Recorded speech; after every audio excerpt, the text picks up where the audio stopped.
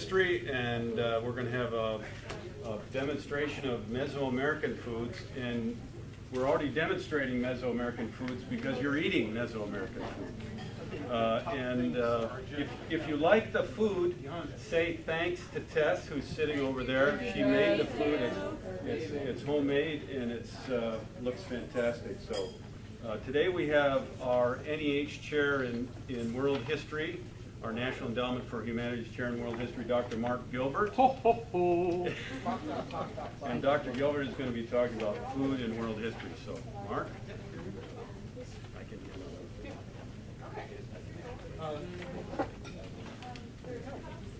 In case you need a hand. I'll run this for you. Okay, just run this little commercial here for a split second, just to kind of get us in the mood and of what we're going to be doing. In the valley of the Jolly Green Giant. Every year at the Valley Fair, they judge Green Giant Niblets corn against all comers, and Niblets corn always wins the green ribbon. The judge explains an ordinary can of corn has lots of water. To keep his Niblets corn crisper, the Giant gives you just as much corn, but almost no water. Then it's vacuum packed. Niblets brand corn is the Giant's own special kind, grown to be sweeter. For the crispest, freshest tasting corn, try Green Giant Niblets corn. The Giant's green beans win first prize too. They're crisp young beans, sliced at an angle for more fresh bean flavor. Try Kitchen Slice brand diagonal cut green beans.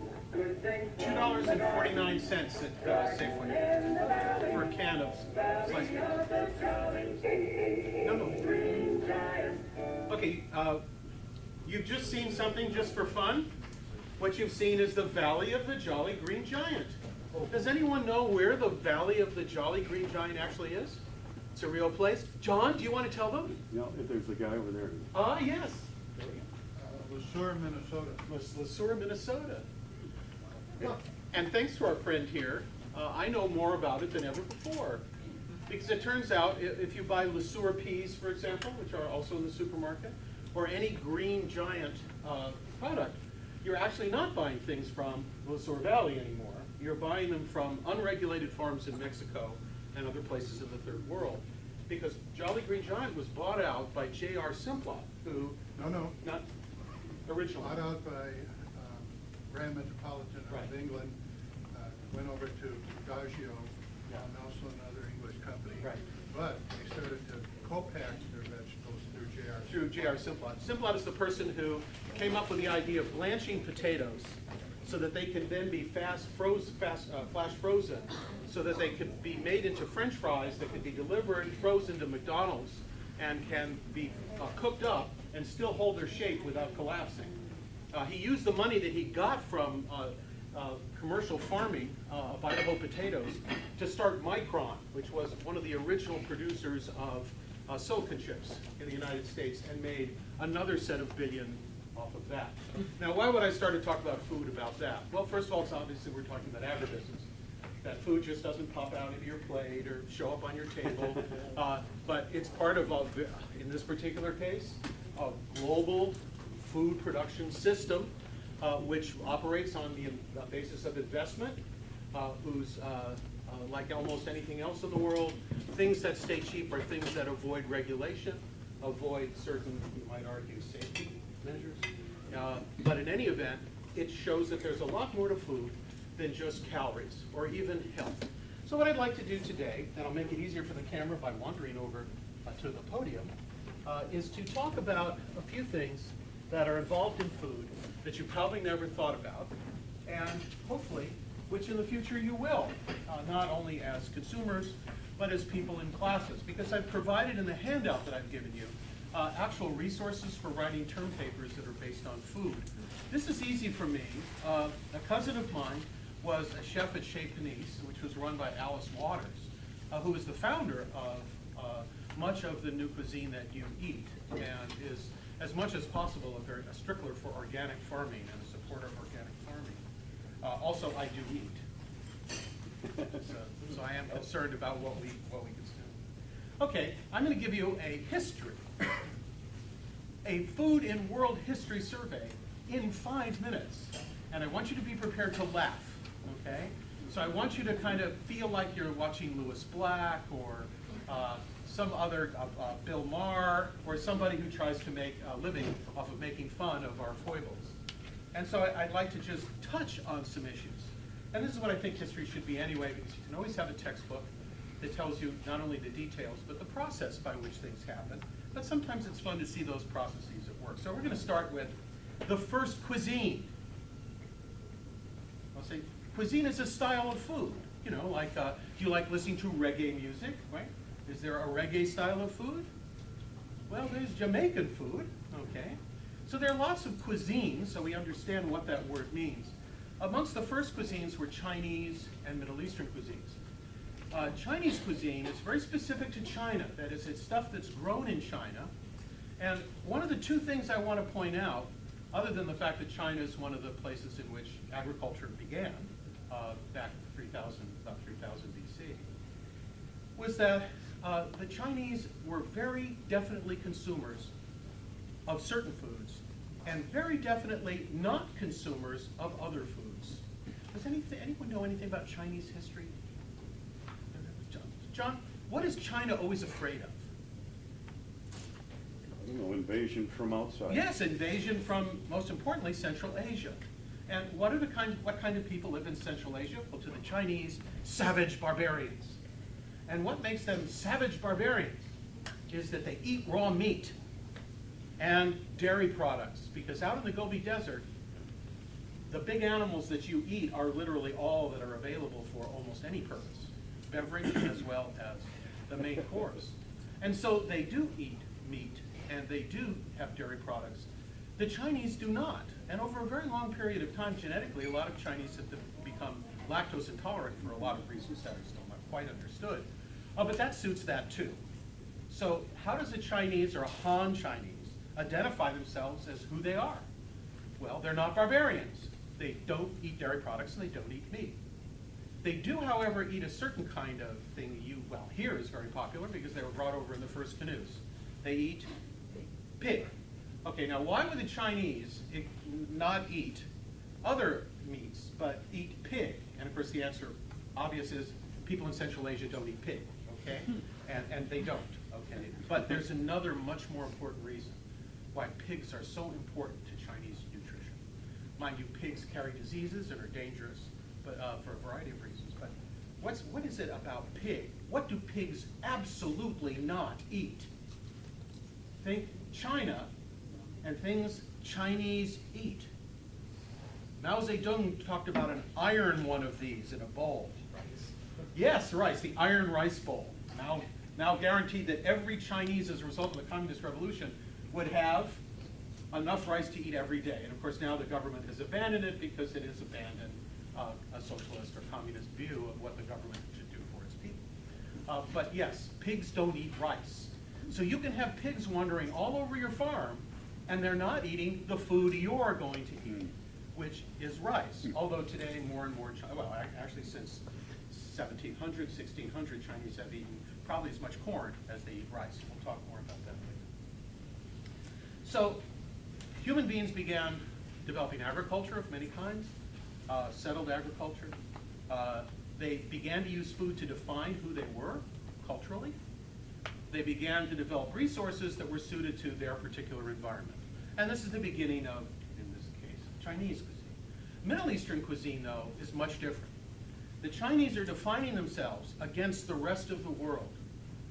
Muslim food consumed in Muslim countries, or the better way of putting it is within the Islamic world, the cuisine is very different. What is typical of Middle Eastern cuisine? Okay, but, oh yeah, and good answers. But what would, if I was leading you to say the opposite of the Chinese? Lamb. No pork. Okay.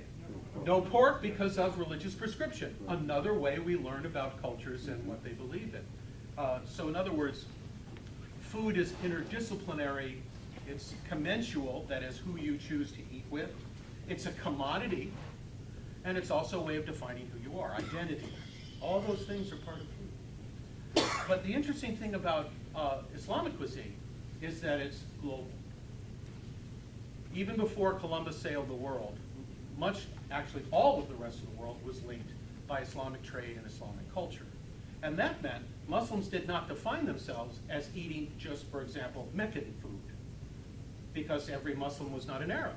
So you can't define yourself as a an Islamic cuisine just by looking at Arab cuisine. You'd have to look at Persian cuisine and Anatolian cuisine, Roman cuisine, because they conquer much of what was left of the Roman Empire in the East. And of course, Chinese food has to be brought in. So whereas Chinese food defines Chinese in a locality, Islamic cuisine displays its universality. And of course, for religion that says it's the latest religion from the same God, Allah being Elohim and Jehovah, that's pretty good. That's kind of nice evidence that it truly is a global religion, the world's first global religion. Okay, this brings us to the Columbian Exchange around 1500, and this is where food went global. And we're going to talk a little bit when I'm finished with this, talking a little bit about the Columbian Exchange. But I want you to imagine what Italian food would be like without tomatoes.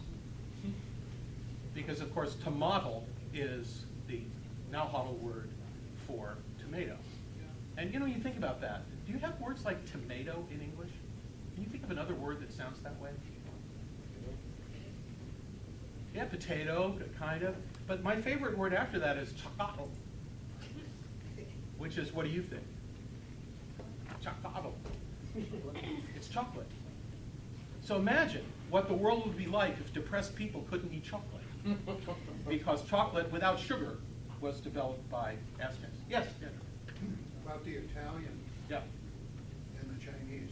Marco Polo went to China and brought back macaroni, noodles. Can you imagine Italian cuisine without pasta? They got that from the Chinese. Another thing Marco Polo brought back from China were examinations and tests. Before that, the academic community just sat and listened to a lecturer, and that was good enough. And then Marco Polo saw that there was an examination system in all of China, and he brought back the examination. So your midterms and your final exams, blame it on the Chinese. Well, of course, there's great debate over noodles. Noodles were probably the Persian invention, the noodles we consume. But the Chinese also had dietary issues, which made making of noodles more easy in order to serve their particular cuisine. Okay, let's move on to sugar, spice, and blood on our list. Sugar, of course, sugar cane is familiar to all of us. Sugar cane is popular. It exists all over the tropics. The use of sugar cane as a dietary product is extremely old. But until about 500 AD, you really couldn't move sugar around the world because it spoils. The cane itself spoils, and it's no use. But in northern India, under the Gupta Empire, first they learned how to dry out sugar cane by processing it slightly, cooking it, laying it out in a pan and drying it out. And this produced a crystallization of the sugar. And that meant it could be broken up and eaten as candy, because that's the word for crystallized sugar in Sanskrit, kandi, not Gandhi. That's a completely different person. And he didn't consume much sugar. But the idea is that candy probably comes from this crystallization process. But then the Indians did something even more important. And it made it possible to ship now sugar all over the world very efficiently and inexpensively. They learned how to granulate it. So the sugar you used is all granulated. Candy in those sheets of dried, they would not last very long. And they're not efficient to ship or pack. The expenses would be high. But granulated sugar, yes. And Indians were the merchants of all of Asia. And then Islam came to India, and of course, Islam was the merchant to all the world. And the result was, by about 1600, actually Venice, which was a great power controlling much of the world's trade, was building sugar plantations in southern Turkey, because the weather was good for it, and using Indian crystallization process to ship it all over Europe. So, of course, everyone hated that, because if the Venetians were controlling the sugar coming from the east and making their own sugar, how much do you think sugar could cost for everyone else in Europe? Right, they could jack the price up. And this is one of the things that sent this certain guy, Cristoforo Colombo, from Genoa to go to Spain to look for sponsors that would help him go the other way around the world, to escape the monopoly of the Muslims and the Venetians over things like sugar. So the spice trade is driving Christopher Columbus. But the problem is when they get to the Spice Islands, they discover that, for example, especially when the Dutch do, that there are islands off the coast of Indonesia, we call it, so within Indonesia today, that there were lots of islands that produced different spices. The problem was there were lots of islands that produced the spices.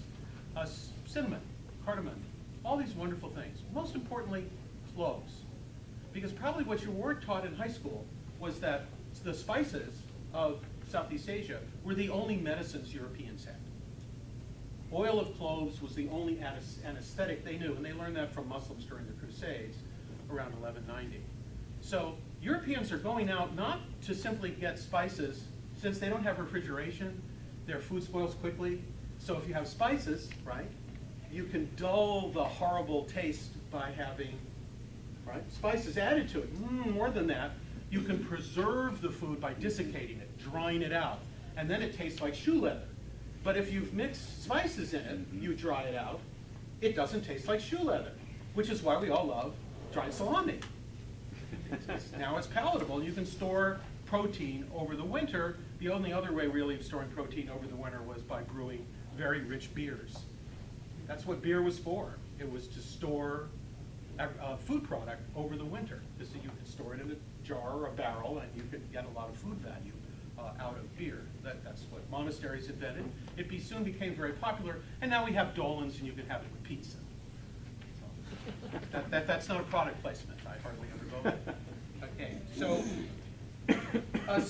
the blood part was that once the very well-financed Dutch came out to the Spice Islands, they did discover that there were too many islands for them to control.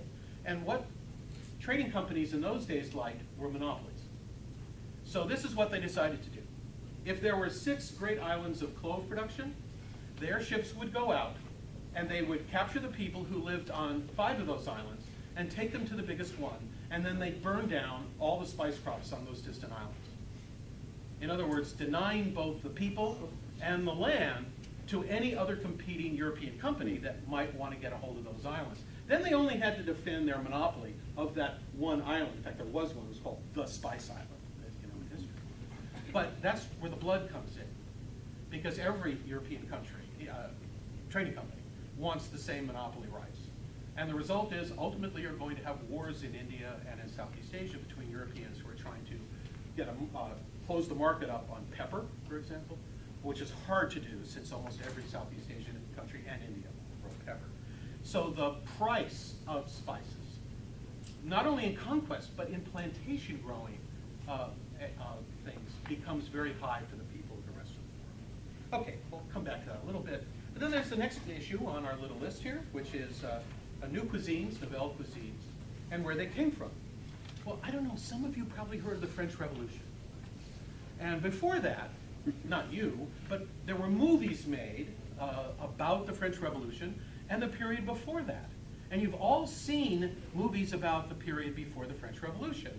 And one movie you've always seen, or one image from a film you've always seen, is someone like King Henry VIII sitting at a giant banquet table where there's more food than anyone can eat, usually giant turkey things, right? They're like, And that's how they're expressing their wealth, through the masses of food. Because they don't have technologies that enable them to do more than cook food on a spit, and throw some very expensive spices, like $300 up. It's kind of like cocaine, but for some people that is food. But the point I'm trying to get at here is that it's the excess that gives monarchies their legitimacy, all right? So what do?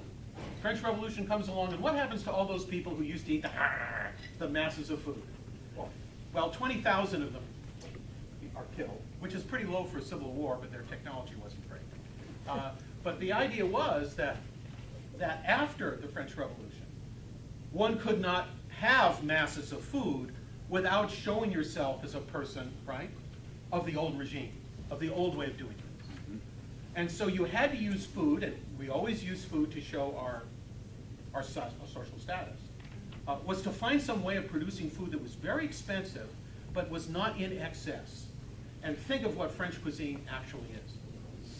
A tiny piece of beef with 2 little slivers of asparagus arranged in a fleur-de-lis with wonderful creme brulee or whatever it is that you're putting on top of it, not creme brulee. But the idea is it's a piece of art, which can be respected for itself and does not indicate that you are a parasite on the earth. Although, of course, you may still be a parasite on the earth, but the idea is you don't look as much as a parasite as when you would have cornered the market on the available food for everyone as far as you can see. So it's important to understand that there are political ramifications for cuisines everywhere, and that's a good way. So I wrote off with their turkey legs. Thought I was okay, and how about moral and political economies? Well, historians have looked at famines historically, and not one of them is caused by weather. I mean, the image you have of a famine is that rain didn't come, the monsoons failed, a dam broke, snow didn't fall, and the result was there just wasn't enough food to eat. The point is that human beings are very mobile. They're always capable of attracting food or going to get food someplace else. The only way you can have a famine is if a government is intervening in the process of food distribution. And unfortunately, in the 1840s in Ireland, in the 1870s in India, and in the late 19th century in China, governments had decided on what we call laissez-faire economics. That is, the government should not intervene in the economy. For example, when the Irish were starving because there was a potato fungus on their potatoes, which were eliminating what they really could only afford to eat, because English landlords were turning all the plantations into export cropping, so there's very little for the actual tenant farmers to actually eat. They ate potatoes. The potatoes started disappearing, and when people started starving, the British Parliament said, we don't want to interfere with free market capitalism. If people are hungry, people will come with food to sell food to them. The government should not intervene. The problem for Irish tenants were that they were poor, and they had no money, literally. And so they starved to death. Now you could argue, oh, wait a minute. People would see that, and they would divert food to these people through social welfare. No, they refused to do that because of the principle. You have to understand, 1840, only in 1829 was the idea of capitalism actually beginning to have traction within the British Parliament. 1829, 1830 is considered kind of a watershed. So in 1840, no one was really prepared to give up this new ideology of laissez-faire capitalism. In actual fact, and you have a picture of it in your packet, I'll point to later on, but in actual fact, corn from the New World was being grown in Ireland in the 1840s, and it was being exported for people to eat in England for cash, while people were starving to death. Which is kind of a way of simply saying ideologies are not good for your stomach. And maybe this, well, let's all hope that this election has created a new form of practical hard thinking for all of us, and not ideological commitments, because those don't really work out for most people. In India, the pattern was the same. The British government simply refused to acknowledge the fact that poor peasants in central India had no cash to buy food, and in fact, in northern India, there was a bumper crop of wheat and corn, and it was all exported to England, because the merchants who were buying it up could make a bigger profit. Why should they sell crops to people in South India? Well, aren't they people just like you? Well, actually not. They speak a different language. India had not consolidated itself with a sense of community or national spirit at the time. But even if they did, it was too expensive to move that food without government assistance. So it wasn't going to happen. The next point is what I call, it's called the industrial kitchen. By the way, this is kind of the actual table of contents of the very small book that we use in Food and World History, of course, that I teach here.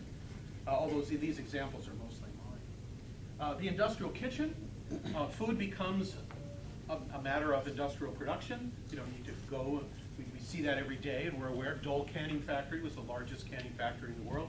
Now you can see movies about how badly treated people were in the canning factories, which comes full circle. But probably most of you don't know who Graham was. Late 19th century, there were people who really thought that human health and human diet were directly connected. Kellogg, who invented the Kellogg food system, he believed that you should eat certain things and then you should evacuate them.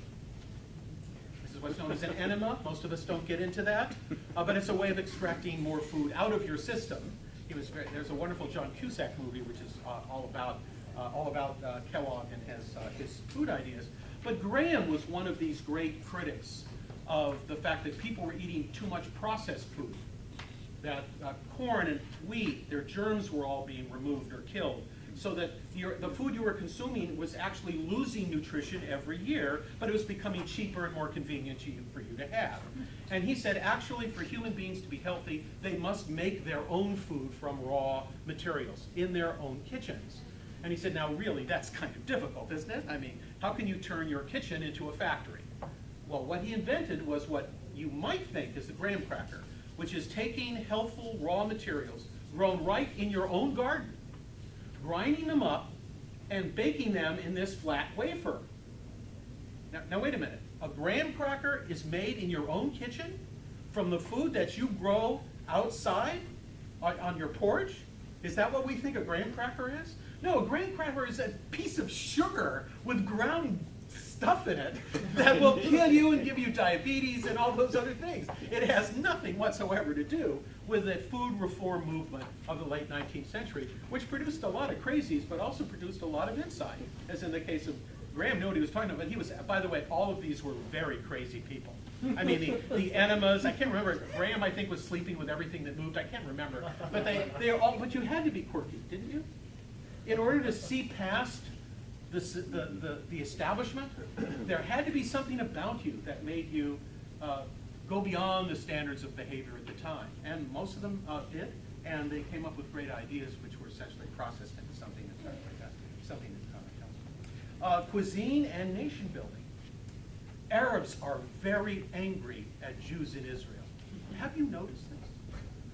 I can't imagine why there would be anger, considering you have two peoples occupying the exact same space, and both of them thinking that their religion gives them that same space. Now that is a prescription for a lot of argument, don't you think? Yeah. Yes, but it's all really about the food, exactly. And Palestinians are extremely upset that falafel has become identified with Jews, and they're very angry about that. I'm going to leave it right there because, as you know, God died trying to settle the problems in the Middle East. It's the same with Turkish and Greece. Yes, exactly. Yes, absolutely. No question. And I could come with more. Southern cuisine versus northern cuisine in the United States. Okra, you know, very important dividing thing. Empires of food actually bring us back to very, both good, sad and happy things. In Africa, plantation economies were introduced by Europeans, and local cuisine was eliminated, but also local food was eliminated. Both in Sumatra and in Africa, the British wanted to grow peanuts, which were the only oil other than, source of oil, other than whale oil. That's what happened to the whales. So you had to start growing more and more peanuts and squeezing them for peanut oil, for cooking. And that actually had such a negative impact on what Africans could grow that a lot of African traditional cuisine was lost. Happy things? Because of the slave trade, as ships were coming back from the Americas, from taking human beings from West Africa, they had food to feed people on board that ship that were grown in the Americas. And certain squashes and other foods came to West Africa as part of the slave trade. So as a result, even though 12 to 14 million Africans were extracted, principally from West Africa, in actual fact, the population grew during this period because of increased dietary availability, nutritional ability. And I always ask my students at that point, so slavery is good? In other words, do we draw balance sheets on numbers of people? And actually, many popular historians do. Stephen Ambrose, said he could never understand why American Indians are so upset about the conquest and the die-off of 18 million Indians as a result of the arrival of the Spanish carrying diseases to which no one had any immunity. And the issue is Ambrose is saying, why are they complaining? There are 10 times more Indians today than there were in 1600 or 1500. See? The 18 million that die horribly from these diseases, we can stop thinking about them altogether because there's so many more of them because of the food that we shared. Well, they didn't share it. They just happened to be part of the cargoes that the crews needed in order to eat. And Africans said, what do you got? And started planting it. It wasn't like the Europeans said, well, we're taking a lot of U.S. slaves, but we've got some food here and we think this will really help you. We do that later, Lines for Progress, things like that. How about migrant cuisines, as we come down to the end here? Migrant cuisines. I'll tell you something. If you were someone who was poor in the Slavic areas of Eastern Europe, the only fat you ever saw, forget the meat, the only fat you could ever see was chicken fat. Scrawny chickens whose protein levels and food levels were, the nutritional levels were very poor, but there was fat in them. And if you could have just a little bit of that fat in making bread and all sorts of other stuff, wow, was that great. Sit around, we walk into a store, I got a buck here. Oh, I can have a hamburger. A hamburger? You bet. Meat. Eastern Europeans arrived in New York City, and everywhere. It's like drugstores are everywhere today. Drugs, take some drugs. An old comedy routine. But it's meat, butcher, meat, butcher, meat. And it was cheap. And you could just have meat. And you could have heart attacks. Isn't that great? Oh, yeah. But just the idea of meat really transformed immigrants because they realized this was a land where the streets were paved with gold, but only metaphorically. They were stuffed with meat. And life could be good in a place that had that kind of abundance, because it wasn't just meat, was it? Agricultural products of all kinds, foods of all kinds, all made available. And of course, that's going to peck away at traditional cuisines. Also, people born of immigrants are going to be in an enmeshed community, like a slum or an ethnic district, in which nobody can make any money selling just to Sicilians food. So what they do is they have a restaurant, which is called an Italian restaurant. Remember, Italy was only created in the 1870s, right? So there's no Italian cuisine. But all the Italian regions all had their own cuisine. But to stay alive in a competitive food atmosphere where people are going, ooh, I can have that. I can eat Greek. You can have lots of choices. Restaurants had to amalgamate their cuisine. Some restaurants still say they're Northern Italian or something like that. But the cuisine of Italian food we now know actually comes from this immigrant experience. But what I like better is, what about the women? Because the initial waves of migrants were all men. Who's going to cook? Men. They're going to learn to cook for themselves. Women, stop this. Don't let this happen. Because if men can cook for themselves, they don't need women? Well, the problem, though, was if men can cook for themselves, the value of women was reduced. And the way women were looked at was reduced. Because back in the old country, their control of the kitchen gave them status within the society.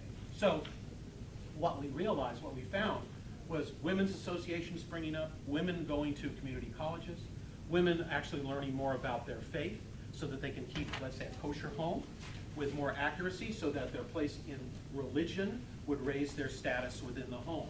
It had enormous effects through every ethnic group. The Green Revolution is something that enabled new seeds to create actually multiple crops during the year in most tropical countries, countries that had no access to adequate food as their population expanded because of improvements in health. The problem is that these seeds are expensive. They can only be grown 3 times a year with oil-based fertilizers, for the most part, oil being an expensive and rising cost. And they need very large economies of scale to be profitable, meaning tractors. And the problem for most of the world is the United States supported the Green Revolution through USAID giving tractors to people to be able to make use of the production. And the only problem with that is, who can afford the gas for a tractor? Who has large tracts of land? Are you seeing where this is going? So the Alliance for Progress, as one of these programs were called, did in actual fact lead to increased production of food. People didn't starve. In most cases, it was a really great thing. But it also solidified land-owning classes and their position in the governments from India to South America. And the revolutions of the 1960s, the guerrilla violence, in fact, much of the violence we see in the world today is about food and water, which is in the hands of private owners. Okay, and finally, last thing, I'll stick with that. I've given you handouts that have wonderful stuff that show you what you can do for research, how private property started in the United States, because, you know, pilgrims shared everything, but some pilgrims worked and the other pilgrims didn't. So they had to divide up their communal land, so that if you didn't work, what would happen to you? You'd starve, see? Right, it would work. But this last thing, we're living in a global age. Food is becoming globalized. We can eat anything we want, anytime we want, if we have the money. And the result is, we're pretty happy, but local cuisines, ethnic cuisines are declining. They're being amalgamated into a larger food thing. You know, what do we have? We have Spam, right, in our bento boxes, right? Not real pork, but Spam. And here's the punchline. When people see all their food is amalgamated and doesn't really represent anything, what are they most likely to do? Find meaning in it, right? Let's go back to the original cuisine. I want to know how I want to eat what my grandmother made. That has value to me. That's family. I can create a family identity by recreating the old cuisine. And so we have this push and pull. We have globalization, which is helping us to have food from everywhere, but not food that's distinctive at all. It doesn't give us a sense of identity. And as a result of that, because human beings believe in identity, people are pushing back and saying, I want local food. I want local food. And this is, of course, why I always have a can of Spam in my house. Because I'm Hawaiian. I think that's that. Kidding, of course. Thank you very much. I think we test you, and we'll have questions afterwards. Thank you. Hey, well, I hope you enjoyed your food. Yeah, very good. What on your plate is from the Americas? All of it. All of it. Did anybody identify anything that isn't from the Americas? Olives? Olives that were decorating the beans, and something else that was in the beans, a little sour cream. So dairy products were not food of Mesoamerica, and that's what I'd like to talk to you about today. The Spaniards brought olives and pork and dairy products. And so those were the three things on your plate that really weren't eaten in traditional Mesoamerican households. And even today, in different places that I visited, especially in Guatemala, the Mayan do not eat pork. That's something from the Spaniards, and they really reject that. So traditional Mayans do not eat pork. I lived with a family in Quetzaltenango, Guatemala one summer, and the senora brought home a little pig one day. And I was like, what are you doing with the pig? I was saying Quiche Mayan with her, and she answered in Quiche, I'm going to raise it and sell it to the fools who'll pay money for this, pretty much. So that was, she'd have a pig in her house, and they'd feed it the garbage, but then they sold it because they did not eat the pork. Okay? So one of the things that's going on right now in Mesoamerica today is the importance of corn still exists, but what's happening to corn products and corn manufacturing? Being genetically altered. It is being genetically engineered, and the genetically engineered corn is engineered not to reproduce. So that's going to that's having an incredible impact on the traditional Mayan and indigenous cultures in Central America and in Mexico. Is what I identify as Mesoamerica, because we can no longer take that corn and plant it again next season and have corn. We have to go back to the cellars. Monsanto is now, and Marc was talking about money, and now money's involved rather than an agrarian society where you can raise everything. I had a picture that I gave Marc, but I don't think we have our pictures. Yeah, we do in the handout. Okay. If you go down, it says. In the Just traditional, flip through. And you'll yeah, find well, it. I don't think that picture's in there though. Oh, So I had sent him a picture of what we call a milpa, and a milpa is a field, a typical field in Mesoamerica and in Guatemala, Honduras, El Salvador, even Belize, where there's three things grown together. And this is really the trinity of nutrition in Mesoamerica. Corn grows tall, and then beans and squash are grown underneath it. And so corn and beans eaten together make a complete protein. So there's really no need for meat in your tamale. And actually, I ate tamales that whole summer with my family, and they were empty. They were filled with more corn. So they're pure corn tamales. And only a little bit of meat is put in on holidays. So for the most part, people are vegetarian just because they can't afford meat. Okay? And so the amino acids that combine between the beans and corn create a complete protein. So we don't need meat. Squash and chiles that are grown beside those, and tomatoes sometimes too. We had some of those in your guacamole, right? Those all add nutritional value and return a lot of minerals to the soil. So by growing 3 crops or 4 crops with tomatoes a lot of times in the same ground, that ground is replenished. So what's taken out of the soil by the corn, the beans replenish, and that's put, the stalks and things are put back in, and so that you can continue to maintain an active meal pot. And so in Mayan culture, they're made of corn. And I brought something that I got that's kind of an antique thing, and you can see people doing traditional things, including, where's my corn offering? Somewhere on here, there's corn being offered, I guess the priests at the top here. I have it. You can come up later and see that they're offering corn to the god of the sun. Okay, and so people are actually not only eat corn, but are made of corn, and that's in their creation myth. So I thought today I'd come and bring just some different kinds of corn. Your tamales were steamed in corn husks.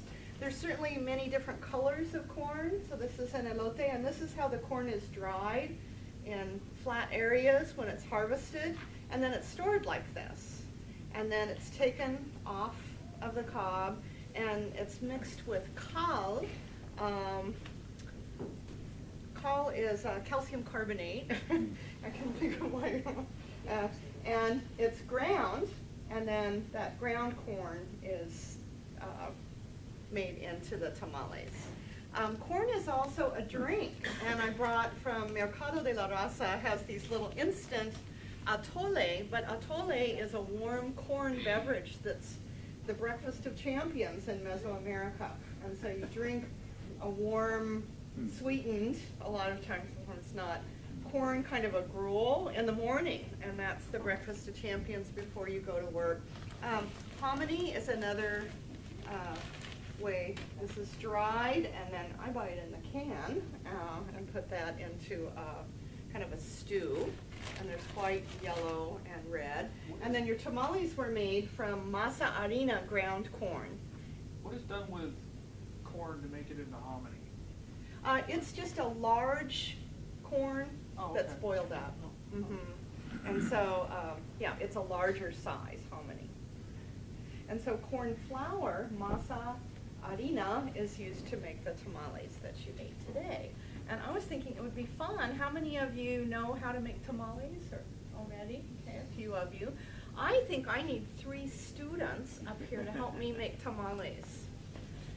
Who would volunteer? 1, 2, 3. Come on up. Let's learn to make tamales.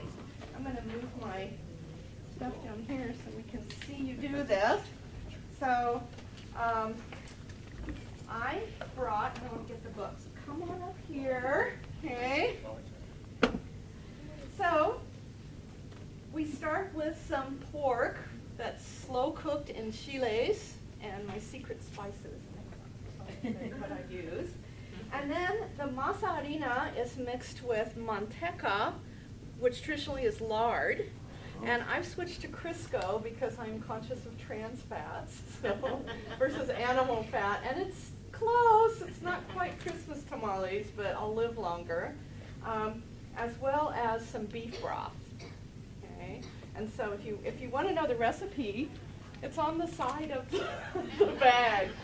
You actually whip the lard up so that it's nice and fluffy, and then you add the masa harina and the beef broth, a little baking soda and salt, and that's all there is to it. Okay? So come on up here. Here's your plates. Okay? We soak the corn husks in water, and so those are saved. So I'm going to give you each a corn husk. Okay? I'll do 1, 2 here so you can follow my lead. That's on the 4th place. Okay. So take your ball of masa. Can this also be vegetarian? You don't have to put meat in it. Mm-hmm. And guess what? We have to steam these for 1.5 hours to 2 hours. So we're not going to eat them today, so I'm not going to make you eat it. Okay? So it's kind of like Play-Doh. It should have that feeling. And you just smash it out kind of close to the, we're probably going to need some paper towels, Marc, or something in the bathroom. Okay? Spread it to where it's kind of closer to one edge than another. Okay? That wasn't hard. Okay? Good. Okay. Can Marc, did you go to get? Okay. And then you don't use much meat. You know, it's kind of like you wouldn't have to, and I don't want you to touch it if you don't want to touch it. You don't have to. Yeah. Can you do it? You could do it. Okay. Okay, so your little meat is in there. You guys can put a little bit of meat in. And then you just fold it like this. Okay? And you kind of, it's really fun. I play in clay, so I really like to do this. And you just squish down the edges, and then you just roll it up. And I tear a little piece off the edge. I tear 2 little pieces off the edge. And those are my string. And then you can tie a pretty bow at each end so that the stuff doesn't come out. Yeah, so you're going to just take it and, yeah, squish it together. Thank you. You can tear off your little strings off one edge. I've done this I did 50 for this group, so this is what I did watching the elections yesterday. Election results, I sat at my kitchen table. And there's your tamale. So you're just going to take a little 2 pieces off and tie the ends. Sometimes they fold them over if the corn husks are bigger. And then we put those in a big steamer. Did you see my big pot I was serving out of? And you steam them for 1.5 hours to 2 hours. And that really rehydrates the masa. You mentioned when you were in Guatemala that you would have traditionally just corn tamales. Is that a different type of corn filling, or is it just the masa? It's just pure masa. There's nothing inside. They're just little logs.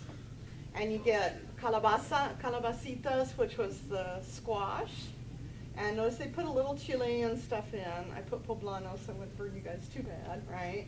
And guacamole is around. Avocado is a Native American, of the Americas. Sometimes some beans, and then tamales. They make more tamales in traditional Mayan families in Central America than tortillas. Okay, and in Mexico they tend to make both. And in Mexico they eat more meat than people. They're a richer country than Central American countries. Okay. Hey, let's give everybody a round of applause for. Excellent. So now we just start some water boiling in the bottom of the pan, put them in the steamer, put on the lid, and the house smells great. For a couple of my houses smelling really good right now. Okay. So I invite you to come up and just look at some of the traditional corn products, and I think Marc and I have some time for some questions. Just before we do that, Thanks to you guys. Thank you. Just before they do that, I want to draw your attention to this diagram.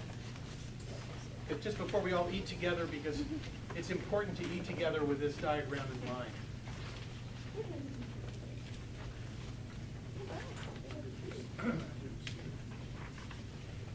Most of you have this diagram. It says a model of the world constructed by Powhatan Indians in the course of 3 days of incantations during their detainment of Captain John Smith. So this is what John Smith saw when he sat down for a meal with the chief, who's actually tribe he was going to marry into in his own way. And you can see that it was all laid out with corn kernels, because corn is life. And so the result of corn being life means it encompasses everything you do and all those who you meet with. And you'll notice this is like the end of the known world. And so the chief put sticks to show this is the place that we don't know about, that are not our lives. but belong to different kinds of people, but we are all within the circle of corn. We are all corn people, no matter where we are. And that's really kind of beautiful when you think about it. But it's also a great, what we would call a graphic rendition of how American Indians, and you like the word graphic rendition? Right. A graphic rendition of how we conceive ourselves in places in the world. And a corn circle is one of them. Anyway, thank you. Questions, please. I just wanted to say something about Before we television. start, let's give Tess a big hand.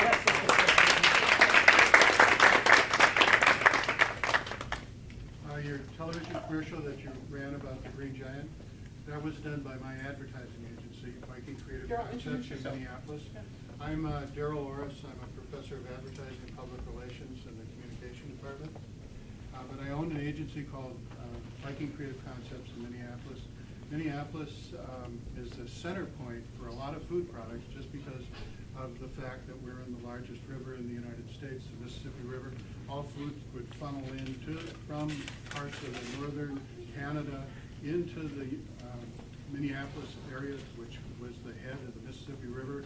Food was exported down. That's why Minneapolis is important. It's also important because of Nobel laureate Dr. Borglund, who did the first plant genetic work, who's literally credited for saving tens of millions, if not hundreds of millions of people from famine and starvation. The reason we hear this nastiness about genetically altered food, but it's also the thing that makes our population, feeds our population today. Secondly, the Pillsbury Company is the inventor of that flour that is bromated with white and then takes out the wheat germ, and you looked at it as a negative, but in fact it was a way that white flour was exported throughout the world, again, saving millions of people of starvation. Even the Irish were saved because of the flour coming from mills, primarily Pillsbury mills, Washburn Crosby mills. Those, on that commercial though, the little valley people you saw walking around, they were created by Viking Creative Concepts. You saw them running around, of course they were in the valley. The promotion, Valley Fair, was created by Viking Creative, and it was very complex. You just saw the broadcast portion, but it went out to consumers. There were all kinds of overlays on it, what we call in advertising. And then you saw the Sprout, and the Sprout is the helper of the Green Giant. Bill Burnett created the Sprout as a companion to the Pillsbury Doughboy, and it was ceramic. When you see the Sprout animated in a two-dimensional thing, that was from Viking Creative Concepts too. So, but I know about food, and I know about... And you should take a class on advertising. And I know about how frozen pizza was invented, if everybody's ever interested. Please ask me. Are there any other questions from students? Other folks here? Actually, you don't realize it, but you're not allowed to leave until one person asks a question. Well, thanks very much for coming. This is a great global issues lecture, and we're very appreciative of both Marc and Tess. The next global issues lecture will be next Wednesday. There will also be food available, lunch available. It will be on global citizenship. We're going to have an HPU philosopher talking about building a philosophy of global citizenship. So that's kind of a culmination of our lecture series. That will be the last lecture of the semester, and so I encourage you to come next week at 11:50 for that lecture. Wednesday, 11 at 11:50 here.